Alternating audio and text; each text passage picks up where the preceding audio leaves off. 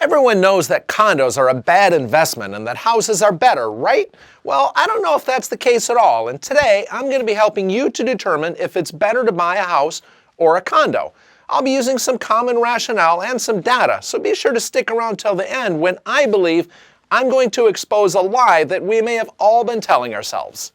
Before we determine which is better, we must determine your needs, because your needs can determine if it's better for you.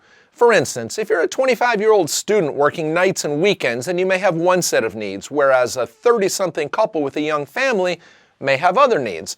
Then investors have still different needs.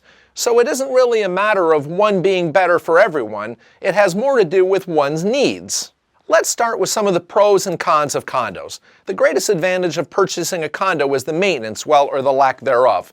In most condos, you're going to be required to pay a fee, usually monthly, that covers things like roofs, exterior painting and maintenance, lawn care and landscaping, swimming pools, and all that. Plus, the purchase price of condos tends to be less expensive than single-family homes.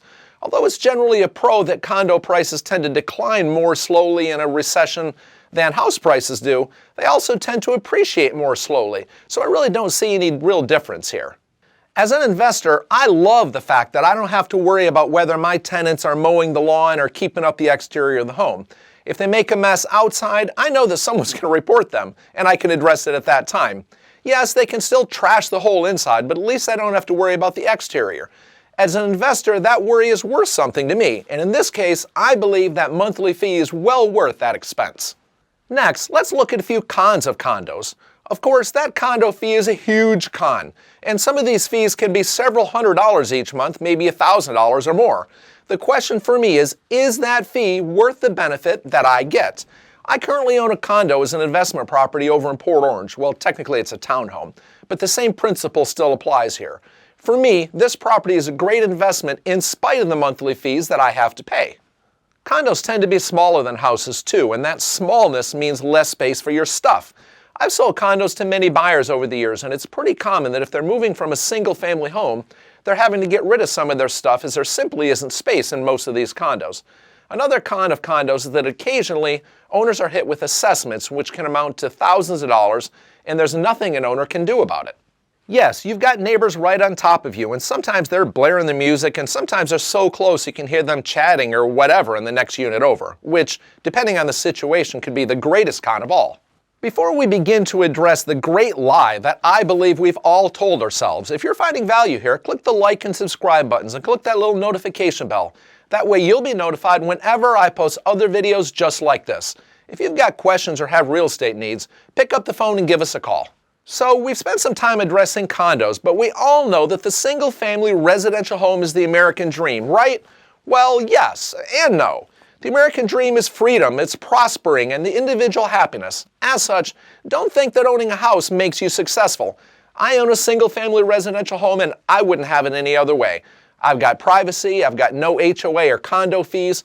I can't hear anybody else's junk. It's fantastic. I also know that it's up to me to maintain my yard, the landscaping, the roof, and the swimming pool. If I drop the ball for any reason at all, I pay the price. It's sort of like paying a condo fee. I'm fine with that risk for now, but I'm not sure that in 15 or 20 years what that's all going to look like when that maintenance becomes more of a physical problem for me. The expense of a single-family home can be significantly more than that of a condominium as well. Here in Central Florida, where I help sellers sell and buyers buy, the median sale price of a condominium is right around $196,000, whereas the median sale price of a single-family home is around $350,000. Now, I know that condos tend to be smaller, but that's a huge difference if you're just looking at the purchase price. Don't forget about utility expenses, which tend to be higher in a single-family home than in a condo. Home insurance, yes, it's often more expensive than in a condo as well. If you're considering the entire cost of a condo, don't forget that condo fee is part of your overall expense, and lenders that provide financing for these condominiums don't overlook that fee. Speaking of financing, it's important to know that FHA and VA loans are often not available for many condominium complexes, so be sure to check with your realtor if you're thinking about obtaining financing for a condo. I've often heard it said that it's harder to sell a condo than a single-family home, but is that the truth? When I looked at the data here from, say, Deland down through Lake Mary on the north side of Orlando, it took a median of just 17 days to get a condo under contract in the last 180 days.